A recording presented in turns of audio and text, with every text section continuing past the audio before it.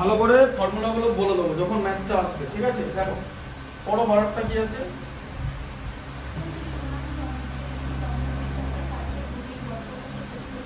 ব্যাস, এবার দাঁড়াও।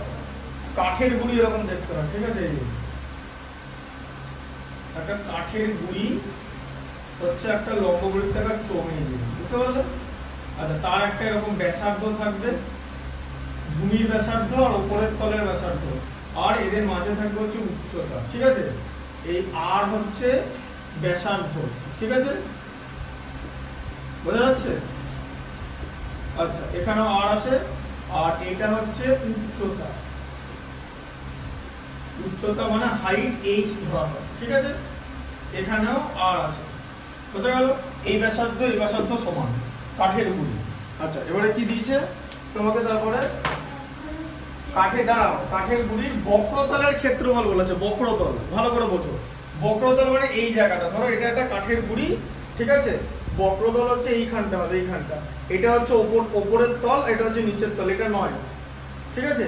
এই জায়গাটা হচ্ছে বক্রতল, এই টোটাল বক্রতলের ক্ষেত্রফল, ঠিক আছে? আচ্ছা, তাহলে বক্রতলের ক্ষেত্রফল, তাহলে বক্রতল কি ফর্মুলা? 2 পাই আর এইচ, এই যে 2 পাই আর এইচ এই জায়গাটা, ঠিক আছে? বক্রতলের ক্ষেত্রফল হচ্ছে 2 পাই আর এইচ, আর যা দেওয়া আছে তোমার ইউনিট দেওয়া আছে বর্গ ডেসিমিটার, ঠিক আছে? তাহলে সেটা কত দেওয়া আছে? 440 বর্গ ডেসিমিটার, মানে ডিসিএম স্কয়ার। ডেসিমিটার, ডেসিতে ডি হয়, আর ডেকাতে ডেকামিটার যদি বলতো ডেকামিটার স্কয়ার, তাহলে সেটা এভাবে লেখা হতো ডেকামিটার ডিএম। এই যে ডেকামিটার স্কয়ার, এই যে ডিএম মানে ডেকা, আর ডি মানে শুধু ডি মানে হচ্ছে ডেসি, তাহলে বর্গ ডেসিমিটার স্কয়ার, ঠিক আছে? আচ্ছা, তাহলে তুমি এখান থেকে কি পেলে? যে 2 পাই আর এইচ ইকুয়াল টু 440, ঠিক আছে? আচ্ছা, তাহলে পাই আর এইচ কত হবে? 440 কে কি দিয়ে ভাগ হবে? 2 দিয়ে, কারণ 2টা এখানে গুণ ছিল। দেখো, বুঝতে পারছো? আচ্ছা, এবার দেখো পাই এর মান কত? 22/7 আর এইচ ইকুয়াল টু কত? 440 কে 2 দিয়ে ভাগ করলে 220। আচ্ছা, তাহলে আর এইচ কত হবে? এই যে 220 ছিল তার সঙ্গে গুণ হবে। এই যে ভগ্নাংশটা 22/7, ভগ্নাংশ সমীকরণের বাঁ দিক থেকে ডান দিকে গেলে কি হয়? উল্টে যায়, ঠিক আছে? 7 এর 22 হয়ে যাবে, দিয়ে কি হয়ে যাবে? আর এইচ ইকুয়াল টু কত? এই যে 22 10 এ 220, তাহলে এখানটা হয়ে গেল 10 আর এখানটা 7, মানে হলো 70। এটা হচ্ছে তোমার প্রথম সমীকরণ, যে আর এইচ মানে ব্যাসার্ধ এবং উচ্চতাকে গুণ করলে 70 আসবে, ঠিক আছে? বোঝা গেল? আচ্ছা, পরের লাইনটা পড়ো।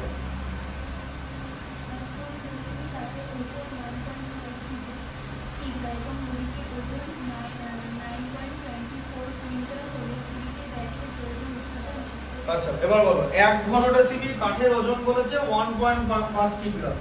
তাহলে 1 ঘন ডেসিমি, তাহলে 1 decimetre cube equal to 1.5 KG, তাই তো? হ্যাঁ হ্যাঁ। আচ্ছা, আর মোট ওজন কত বলেছে? 9.24 কুইন্টাল। এই যে 9.24 কুইন্টাল বলেছে, কুইন্টাল। তাহলে কুইন্টাল মানে কত কেজি বলো? 1 কুইন্টাল মানে কত কেজি?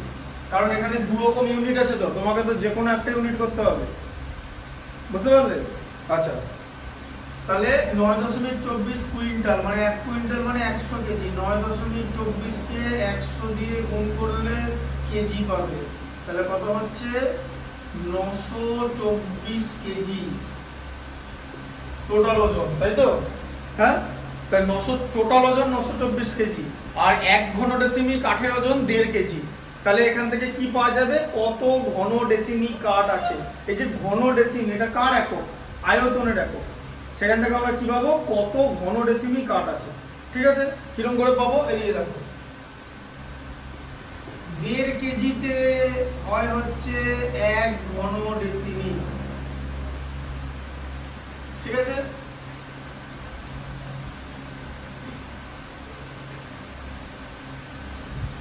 তাহলে 1 কেজিতে কত হয়, 1/1.5 হয়ে যাবে, তাই তো? এটা ঐকিক নিয়মে এখানে চলে আসবে, ঠিক আছে? আচ্ছা, আর তাহলে 924 কেজিতে কত হবে, 924 কেজি কত হবে, 924 ভাজিত 1.2 ঘন ডেসিমি, মানে এটা হচ্ছে আয়তন, ঠিক আছে? 924 ভাজিত 1.5, ঠিক আছে? আচ্ছা, এবার দেখো 924 ভাজিত 1.5, তাহলে কি করতে হবে, 924 কে 10 দিয়ে গুণ করতে হবে, আর 1.5 কেও তোমাকে 10 দিয়ে গুণ করতে হবে, তাই তো? দশমিক ভগ্নাংশ তোলার জন্য, বুঝতে পারছো? হিসাবটা করতে হবে তো, দশমিক ভগ্নাংশ তোলার জন্য 10 দিয়ে গুণ করতে হবে। তাহলে হরকে যদি 10 দিয়ে গুণ করতে হয়, লবকেও 10 দিয়ে গুণ করতে হবে। আচ্ছা, তাহলে এটা কি হয়ে গেল তোমার, 924 ইন্টু 10 বাই এটা 15 হয়ে গেল। আচ্ছা, 10 কে 5 দিয়ে ভাগ করলে 2, 15 কে 5 দিয়ে ভাগ করলে 3। আচ্ছা, 924 কে 3 দিয়ে ভাগ কত হয়, 308, ঠিক আছে? ইন্টু 2 গুণ করলে কত হয়, 616 ঘন ডেসিমি। তাহলে 616 ঘন ডেসিমি হচ্ছে এর আয়তন, তাই তো? লম্ববৃত্ত, তাহলে কাঠের গুড়ির আয়তন পেয়ে গেলাম তো, হ্যাঁ? আচ্ছা, তাহলে আয়তনের ফর্মুলা কি, পাই আর স্কয়ার এইচ হয় আয়তন, এই যে 616, ঠিক আছে? আয়তনের ফর্মুলা পাই আর স্কয়ার এইচ, ঠিক আছে? লম্ববৃত্তাকার চোঙের আয়তন। এবার এখন ব্যাপার আছে, ফাঁপা চোঙ, এটা নিরেট কাঠের গুড়ি বলেছে, মানে এরকম দুদিকেই আছে। যদি ফাঁপা চোঙ হতো তাহলে আয়তন আলাদা হতো, যখন ফাঁপা চোঙের অঙ্ক থাকবে তার যখন আয়তনের অঙ্ক থাকবে তখন সেটা বলে দেওয়া হবে, ঠিক আছে, যে কিভাবে আসছে। আচ্ছা, এবার দেখো, তাহলে পাই এর মান কত, 22/7, আর স্কয়ার এইচ মানে হলো 616, ঠিক আছে?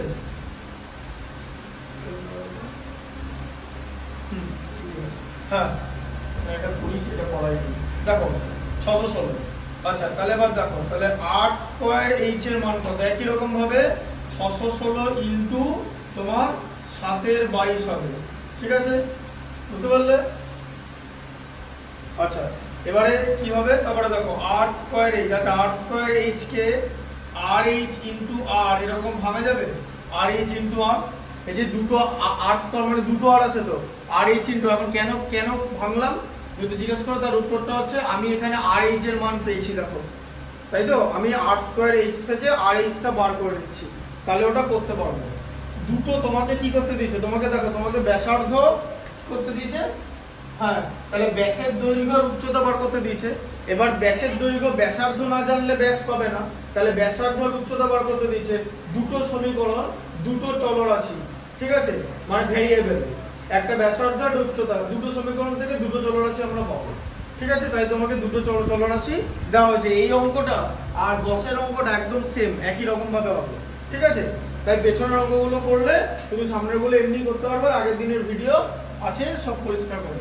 দেখো, 616 কে 22 দিয়ে ভাগ হচ্ছে, 22 দিয়ে কেটে দিলাম 616 কে, তাহলে 22 দুগুণে 44। এবার 61 থেকে 44 বাদ দিলে 17 থাকে, 17-এর সঙ্গে 6 হলে 176, 22 8 বাদ যায় ইন্টু 7। আচ্ছা, ঠিক আছে? আচ্ছা, আর এইচ এর ভ্যালু কত, 70, এই যে 70 ইন্টু আর, এই যে আর এইচ এর ভ্যালু 70 পেয়েছে, আর এইচ এর জায়গায় 70 বসালাম, ইকুয়াল টু 28 ইন্টু 7। আচ্ছা, এবার দেখো ভালো করে, এই 7টা 10-এ কেটে গেল 70-এ, তাই তো? সমীকরণের দুদিকে গুণ আছে, মাঝে কোনো যোগ থাকলে কিন্তু এই জিনিসটা করা যাবে না, কাটাকুটিটা, ঠিক আছে? এটা দুদিকে গুণ আছে তাই করা যাচ্ছে, ঠিক আছে? তাহলে এখানে কত হলো, 10r, তাহলে কত হলো, 10r ইকুয়াল টু 28, আর ইকুয়াল টু 28/10, মানে কত হলো, 2.8। আচ্ছা, আর বেরিয়ে গেল। এবার আমাদের কাছে ছিল আর এইচ মানে 70, এটা আমার কাছে ছিল তো আর এইচ, সেখান থেকে আর বেরিয়ে গেল, আর এর মানটা বসিয়ে দেবো, ঠিক আছে? তাহলে কত, 2.8 ইন্টু এইচ ইকুয়াল টু 70। আচ্ছা, তাহলে 2.8 মানে কি, 28/10 ইন্টু এইচ মানে হলো 70। আচ্ছা তাহলে এইচ এর মান কি করে বার করব? 70 ইন্টু এই যে 28/10টা ডান দিকে গেলে 10/28 হয়ে যাবে। 28 কে 7 দিয়ে ভাগ করলে 4, 70 কে 7 দিয়ে ভাগ করলে হচ্ছে 10। তাহলে এইচ এর ভ্যালু কত হলো? 100/4 মানে কত হলো? 25। ঠিক আছে, বুঝতে পারলে? আচ্ছা তাহলে এবার কি হবে? ব্যাসার্ধ হচ্ছে আর এর মান কত বেরোলো? 2.8। এই যে 2.8 ডেসিমিটার। আচ্ছা ব্যাসার্ধ যদি এত হয় তাহলে ব্যাস কত হবে? ব্যাস হবে ব্যাসার্ধের দ্বিগুণ, তাই তো? 5.6 ডেসিমিটার হলো। আচ্ছা আর তার সঙ্গে থাকবে উচ্চতা। উচ্চতা তাহলে কত? উচ্চতা হচ্ছে 25 ডেসিমিটার। ঠিক আছে, উচ্চতা 25 ডেসিমিটার। আচ্ছা তারপরটা দেখো 13টা। পড়ো 13টা।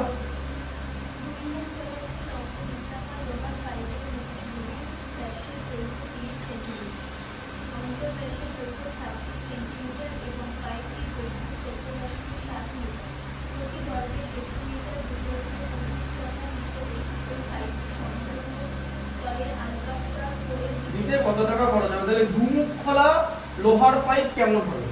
এরকম একটা লোহার পাইপ, এই যে ধরো এরকম, এই যে এটা লোহার পাইপ দুমুখ খোলা, এই যে এরকম, তারপর একটা এরকম থাকবে। ঠিক আছে, এই যে এটাকে বলা হচ্ছে দুমুখ খোলা একটা লোহার পাইপ। এই যে বোঝা গেল? দুমুখ খোলা। আচ্ছা এবারে এই জিনিসটাকে প্রলেপ দিতে হবে। দুমুখ খোলা সমগ্র তল প্রলেপ দিতে হবে। তাহলে দুমুখ খোলা আছে। আবার এই জায়গাগুলো কেমন দেখতে? এই জায়গাগুলো এরকম দেখতে, তাই তো? হ্যাঁ, আচ্ছা তাহলে এই জায়গাগুলো এরকম দেখতে। যদি এরকম একটা দেখতে কোনো জিনিস হয়, ভালো করে বোঝো, তাহলে তার তো দু রকম ব্যাস থাকবে। এটা একটা ব্যাসার্ধ আর একটা বাইরের ব্যাসার্ধ, তাই তো? হ্যাঁ, বুঝতে পারলে? আচ্ছা এবারে তাহলে বহির ব্যাসার্ধ R1, বহির ব্যাসার্ধ মানে এটাকে R1 ধরা হয়েছে, R1। ঠিক আছে, আচ্ছা বহির ব্যাসার্ধটা অন্তর ব্যাসার্ধ মানে R2 থেকে বড়। ঠিক আছে, সেটা তো হবেই, বাইরের ব্যাসার্ধ তো বড় হবেই, তাই তো? তাহলে R1 greater than R2, R2 হচ্ছে অন্তর ব্যাসার্ধ। ঠিক আছে, তাহলে এগুলো আমি বার করে নেবো সবার। তাহলে কি হবে? বহির ব্যাসার্ধ, বহির ব্যাসার্ধ কত হবে? R1 ইকুয়াল টু, বলো বহির ব্যাস কত দেওয়া আছে? বহির ব্যাস কত দেওয়া আছে বলো? 30 সেন্টিমিটার। তাহলে বহির ব্যাসার্ধ কত হবে? 30/2 মানে হচ্ছে 15 সেন্টিমিটার। সেন্টিমিটারটা আছে, তাই তো? ঠিক আছে, আচ্ছা অন্তর ব্যাসার্ধ কত দেওয়া আছে? অন্তর ব্যাস দেওয়া আছে, তাই তো? তাহলে অন্তর ব্যাসার্ধ কত? 26/2 মানে হলো 13 সেন্টিমিটার। ঠিক আছে, আচ্ছা সমগ্র তল রং করবে। তাহলে এই জায়গাটার ক্ষেত্রফল কত হবে? এটা দু রকম বৃত্ত আছে তো, একটা বড় বৃত্ত, একটা ছোট বৃত্ত, তাই তো? তাহলে এবার আমি তো এই ফাঁকা জায়গাটা রং করবো না, আমি এই জায়গাগুলো রং করবো, তাই তো? আলকাতরার প্রলেপ এখানে দেবো, তাই তো? তাহলে এই জায়গাটা পাবো কোথা থেকে? বড় বৃত্তর ক্ষেত্রফল থেকে ছোট বৃত্তের ক্ষেত্রফল বাদ দেবো, তাই তো? হ্যাঁ, বড় বৃত্তের ক্ষেত্রফল থেকে। তাহলে বড় বৃত্তের ক্ষেত্রফল কত হবে? পাই R1 স্কয়ার হবে, কারণ যেটা বহির ব্যাস। বৃত্তের ক্ষেত্রফল তো পাই আর স্কয়ার, তাই তো? তাহলে R1 কি? অন্তর ব্যাসার্ধ। R1 হচ্ছে বহির ব্যাসার্ধ, R1। ঠিক আছে, তাহলে R1 বহির ব্যাসার্ধ। তাহলে বড় বৃত্তের ক্ষেত্রফল কি? পাই R1 স্কয়ার। ঠিক আছে, বড় বৃত্ত। আচ্ছা সেখান থেকে আমি কি করব? ছোট বৃত্ত, ছোট বৃত্তের ক্ষেত্রফল কি? পাই R2 স্কয়ার। ঠিক আছে, তাহলে এটা বাদ যাবে। বোঝা গেল? বুঝতে পারলে? তাহলে পাই R1 স্কয়ার থেকে মানে বড় বৃত্তের ক্ষেত্রফল থেকে ছোট বৃত্তের ক্ষেত্রফল বাদ দিলে এই ফাঁকা জায়গাটা, এই জায়গাটা আমি পাবো, সলিড জায়গাটা, যেখানে আলকাতরার প্রলেপ দেওয়া হবে। ঠিক আছে, কারণ সমগ্র তল রং করার কথা বলা হয়েছে, শুধু সাইড না, সব এক এক করে আসবে। আচ্ছা তাহলে এবার এখান থেকে কি কমন বলে? এখান থেকে পাই কমন নিলে কি থাকবে? R1 square minus R2 square.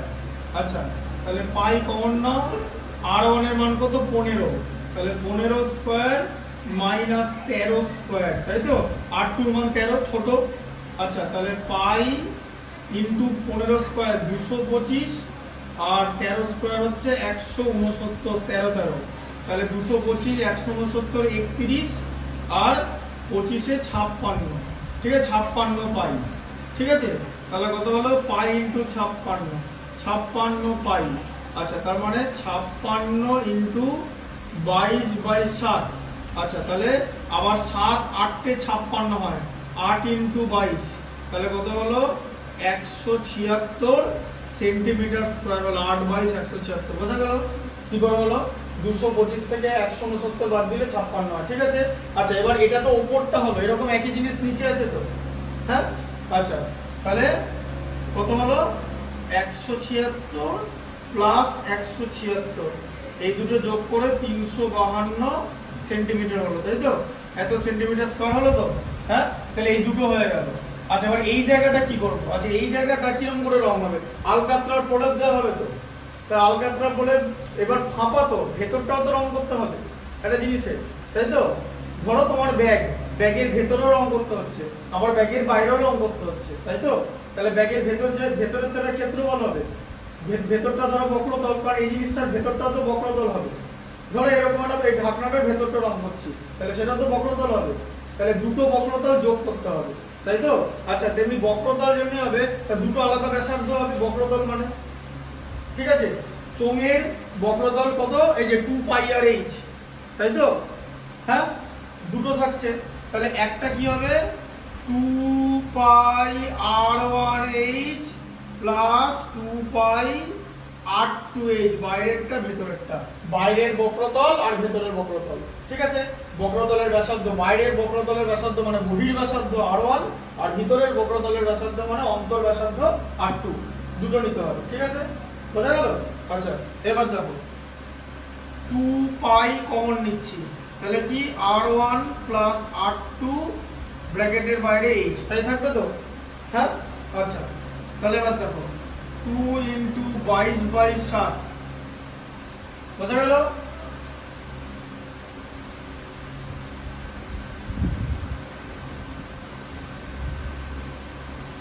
আর এখানে উচ্চতা কিছু বলেছে নাকি 13টা? আচ্ছা পাইপটির দৈর্ঘ্য বলে দিয়েছে 14.7, তার মানে উচ্চতা, এই যে পাইপটির দৈর্ঘ্য 14.7 কি দেওয়া আছে, 14.7 মিটার দেওয়া আছে, মিটার। আর এখানে এগুলো কিন্তু বাকিগুলো সেন্টিমিটার ছিল, তাই তো। তাহলে মিটার থেকে সেন্টিমিটার করতে হবে, 14.7 কে 100 দিয়ে গুণ করতে হবে, মিটারকে 100 দিয়ে গুণ করলে সেন্টিমিটার হয়। তাহলে একটা শূন্য লাগবে এটাকে দশমিকটা ওঠাতে, এই যে দশমিক উঠিয়ে দিলাম 147, আরেকটা শূন্য আছে মানে 1470 সেন্টিমিটার, ঠিক আছে। r1 কত 15, r2 কত 13 ইনটু কত 1470, কারণ আমার সব সেন্টিমিটার স্কয়ারে আসবে, যে সেন্টিমিটার স্কয়ার, ঠিক আছে, বোঝা গেল। আচ্ছা তাহলে 2 গণিত 22/7 ইনটু 28, দেখো 15 আর 28 ইনটু 1470, 7 4 এ 28 হলো। আচ্ছা তাহলে এখানে কত হচ্ছে তোমার 22 দুগুণে 44 ইনটু 4 ইনটু 1470, এত সেন্টিমিটার স্কয়ার, ঠিক আছে, বোঝা গেল।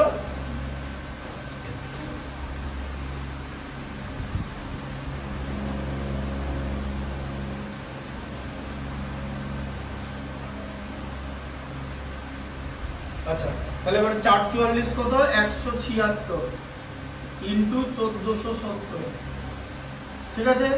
আচ্ছা 1470 কে 176 দিয়ে গুণ, একদম টোটালটা পরে দেখাচ্ছি।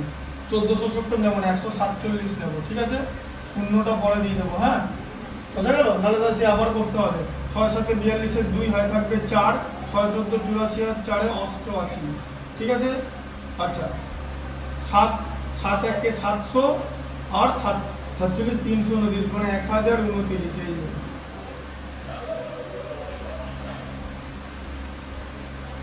ঠিক আছে। 7 7 49 হয় থাকবে 4, 7 14 98 4 102,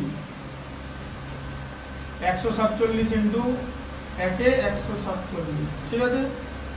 বোঝা গেল? বোঝা গেল? আচ্ছা 2 8 9 17 7, হাতে থাকবে 1, 7 একে 8, 2 10 একে 18 8, হাতে থাকবে 1, 14 10 24 একে 25। আচ্ছা তাহলে এটা কত হলো? 25,872, তার সঙ্গে শূন্যটা জানো তো, সেন্টিমিটার স্কয়ার, ঠিক আছে? আচ্ছা তাহলে টোটাল কত হলো, মোট কত হলো? এই 25,000, এই যে এটা ছিল তো, তার সঙ্গে এই 352 যোগ হবে, এই যে 2 5 আর 2 7, 7 আর 3 10 0, হাতে থাকবে 1, এটা 259, এত সেন্টিমিটার স্কয়ার। এত সেন্টিমিটার স্কয়ার হচ্ছে ওর টোটাল সমগ্রতলের ক্ষেত্রফল, ঠিক আছে? আচ্ছা এবার কি দিচ্ছে বলো, বলছে প্রতি বর্গ ডেসিমি 2.25 টাকা খরচ হবে। মানে কি বলেছে, 1 বর্গ ডেসিমি, মানে 1 বর্গ ডেসিমি ডেসিমিটার স্কয়ারের জন্য তোমার খরচ হবে 2.25 টাকা। তাহলে আলকাতরার প্রলেপ দিতে কত টাকা লাগবে? এবার এটা সেন্টিমিটার স্কয়ারে আছে, তোমাকে কি করতে হবে, ডেসিমিটার স্কয়ারে করতে হবে, ঠিক আছে? বোঝা গেল? আচ্ছা তাহলে সেন্টিমিটার স্কয়ার। এবার দেখো তাহলে এবার টোটাল কত হচ্ছে, এই যে তাহলে 2590, এদিকে 72, ঠিক আছে? এটা হচ্ছে সেন্টিমিটার স্কয়ার। আচ্ছা তার মানে কত, 2590 72 সেন্টিমিটার ইন্টু সেন্টিমিটার। এবার সেন্টিমিটারকে ডেসিমিটার করতে হবে, তাহলে সেন্টিমিটারের ওপরে ডেসিমিটার থাকে, নিচ থেকে ওপরে যেতে হবে তো তোমাকে, নিচে তো সেন্টিমিটার থাকে, তার উপরে তো ডেসিমিটার, এই যে ডেসি সেন্টি মিলি, ডেসি আগে আছে তো, তারপর সেন্টি, তাহলে নিচ থেকে ওপরে যেতে হবে, তোমাকে ভাগ করতে হবে। কটা ধাপ যাবে, একটা ধাপ হবে, সেন্টির ওপরেই ডেসি, তাহলে 10 দিয়ে ভাগ করতে হবে, এই যে ইনটু 10 দিয়ে ভাগ করা মানে 1 এর 10 দিয়ে গুণ করা, এই যে হয়ে গেল। এবার এখানে ডেসিমিটার স্কয়ার তুমি বসিয়ে দাও, ইউনিট চেঞ্জ হয়ে যাবে, ঠিক আছে? তাহলে এটা কত হয়ে গেল, 2590.72 হয়ে গেল 72, কারণ দুটো শূন্য মানে 100, দশমিক এদিকে যাবে দুটো ঘর, তাই তো? এই যে এখানে থাকবে, বুঝতে পারছো? দশমিকের ভাগ এত ডেসিমিটার স্কয়ার, ঠিক আছে? তাহলে এত ডেসিমিটার স্কয়ার। এবার তোমাকে কি করতে হবে, আলকা মানে টোটাল এত টাকা লাগবে। তাহলে 1 ডেসিমিটার স্কয়ারে যদি এত টাকা লাগে, তাহলে এত ডেসিমিটার স্কয়ারে কত লাগবে? তাহলে মোট কত খরচ হবে, 2590.72 ইন্টু 2.25, তাই তো? হ্যাঁ বোঝা গেল? আচ্ছা তাহলে এটা কি হবে, 5 দুগুণে 10 এর 0, হাতে থাকবে 1, 5 7 35 একে 36 এর 6, হাতে থাকবে 3, 5 0 0 আর এদিকে 3, 5 9 45 এর 5, হাতে থাকবে 4, 5 25 125 এর 4 এ 129, ঠিকঠাক করে দেবে। 2 দ্বিগুণ, 2 দুগুণে 4, 7 দুগুণে 14 4, হাতে থাকবে 1, 2 0 0 আর 1, ঠিক আছে? 259 কে 2 দিয়ে গুণ করলে 518, ঠিক আছে? আচ্ছা আবার সেম জিনিসই লিখবো, কারণ আবার 2 দিয়ে গুণ আছে, এই যে 4, 4 এর নিচে 4, 1, এদিকে 8, এদিকে 1, এদিকে 5, ঠিক আছে? হয়ে গেল? আচ্ছা তারপরে 0, 6 4 10 এর 0, হাতে থাকবে 1, 4 একে 5, 4 9 3 12 2, ঠিক আছে? হাতে থাকবে 1, 4 একে 5, একে 6, 5 এ 11 1, হাতে থাকবে 1, 1 একে 2, 8 এ 10 আর 9 19 এর 9, 10 আর 9 19, 19 এর 9, হাতে থাকবে 1, ঠিক আছে? 8 একে 9, একে 10, 2 এ 12 2, হাতে থাকবে 1, 51 একে 52, 5 এ 57, একে 58, এই যে 58, ঠিক আছে? আচ্ছা তাহলে এবার কত খরচ হচ্ছে, দশমিকের পরে এখানে দুটো ঘর আছে, এখানে দুটো ঘর, তাহলে 4টে ঘর সরবে, একটা ঘর, দুটো ঘর, তিনটে ঘর, 4টে ঘর, তাহলে এইখানে দশমিক হবে। তাহলে কত, 5029.12 টাকা। একটা ভুল করবে, টোটাল ম্যাথমেটিক্সটা কেটে ওড়াবে, ঠিক আছে? বোঝা গেল ম্যাথটা? তোমার ছোট ম্যাথ আছে কিনা দেখি, দেবো।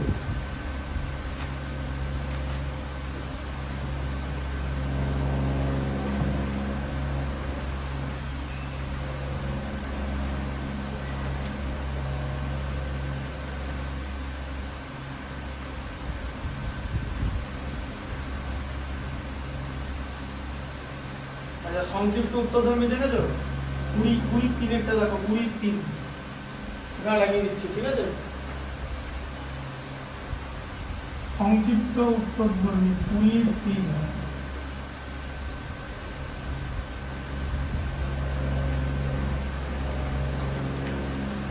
বলো কি আছে।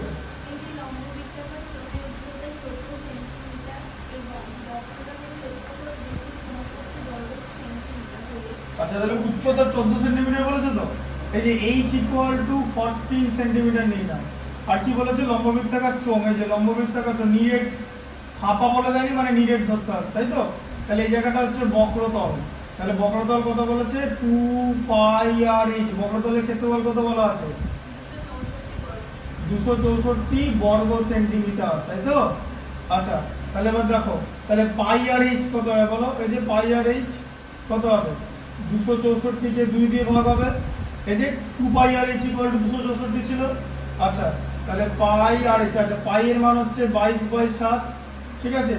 আর এর মান বার করতে হবে, আর h এর মান দেওয়া আছে 14 = কত 264 কে 2 দিয়ে ভাগ করলে 132, তাই তো। হ্যাঁ দেখো এখানে দেখো, বুঝতে পারছো। আবার 7 2 × 14 তো, তাহলে 7 2 × 14। আচ্ছা তাহলে 22 × 2 × r = 132, ঠিক আছে।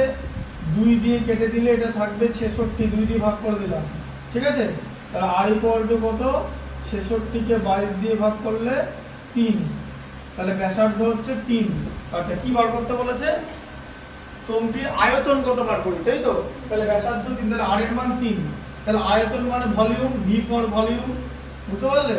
ভলিউম মানে হচ্ছে আয়তন, আয়তন কত বলেছি πr² ঘন সেন্টিমিটার হবে, আয়তনের একক হচ্ছে ঘন, ঠিক আছে। আচ্ছা তাহলে পাই এর মান হচ্ছে 22/7, আর এর মান হচ্ছে তোমার 3, মানে 2 খানা 3 আসবে, আর h এর মান আছে 14, ঠিক আছে, সেন্টিমিটার কিউব। আচ্ছা তাহলে এটা কত হবে 7 2 × 14, ঠিক আছে। তাহলে 22 × 3 মানে 66, আর 3 2 × 6, 6 7 360, 6 6 36 মানে 396 সেন্টিমিটার কিউব। দেখে নাও, আচ্ছা তো অ্যান্সার দেখে নাও, দেখে নাও, একজন অ্যান্সারটা বার করে রাখো না।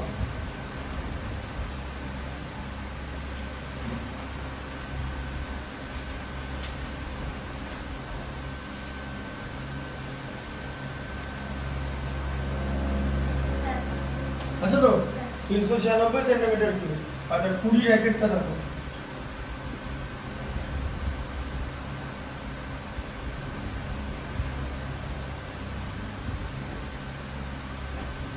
বলো 20 র্যাকেটটা বলো কি আছে।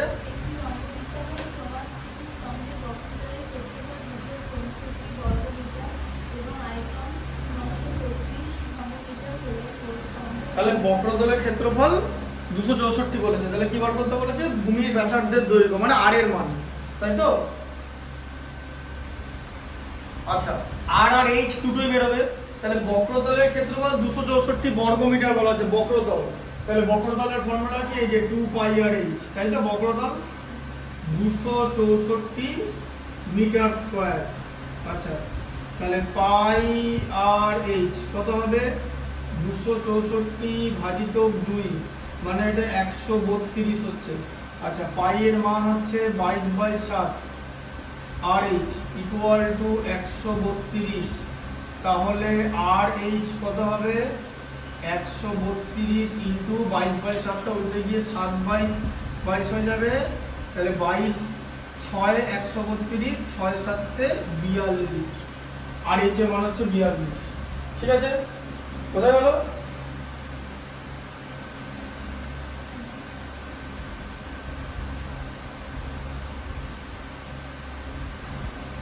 বুঝলে। আচ্ছা আর কি দিয়েছে আয়তন, নাকি আয়তন কত বলা আছে 924 ঘনমিটার, আয়তন 924। আয়তনের ফর্মুলা কি, এই যে বলো πr² হচ্ছে 924, ঠিক আছে। আচ্ছা তাহলে পাই এর ভ্যালু 22/7। আচ্ছা r² কে r × rh এরকম ভাঙা যাবে, ভাঙা যাবে তো, একটু আগে করে দেখালাম। কেন করছি তার কারণ আর এইচ এর ভ্যালুটা এখানে আছে মানটা, ঠিক আছে। আচ্ছা তাহলে কত হলো আর ইন্টু আর এইচ এর মান কত, আর এইচ এর মান হচ্ছে 42, এই যে একটু আগে বার করেছি, ইকুয়াল টু কত হবে এই 924 ইন্টু করে দাও, এটা 22/7 ছিল, এটাকে ডান দিকে নিয়ে যাও মানে 7/22 ভগ্নাংশ উল্টে যাচ্ছে, ঠিক আছে। বাকি আর ইন্টু আর এইচ এখানেই আছে, এই যে আর এইচ এর মানটা 42 বসালাম। তোমাকে কি বার করতে দিয়েছে, ব্যাসার্ধ বার করতে দিয়েছে, তাহলে আর বার করতে দিয়েছে, ঠিক আছে। আচ্ছা তাহলে কি হবে আর ইন্টু 42 ইকুয়াল টু কত হচ্ছে 924 কে 22 দিয়ে ভাগ, ঠিক আছে। 92 এর মধ্যে 22 4 বাদ যায়, 4/22 88, 4/22 88, হাতে থাকবে 4, 4 মানে দুটো 4 44, 22 দুবার যায়, ঠিক আছে, ইন্টু 7। আচ্ছা তাহলে এখানে আর কত হয়ে যাবে, আর এর মান 7 হয়ে যাবে, কেন এই 42 কেটে গেল, ঠিক আছে, দুদিকে 42, তাহলে ব্যাসার্ধ কত 7 মিটার, ঠিক আছে, এখানে মিটার ছিল তাই তো, অ্যান্সার দেখো ব্যাসার্ধ 7 মিটার, বোঝা গেল, 20 র্যাকেটটা হয়ে গেল। আচ্ছা এবার আবার ওখানে চলে আসো।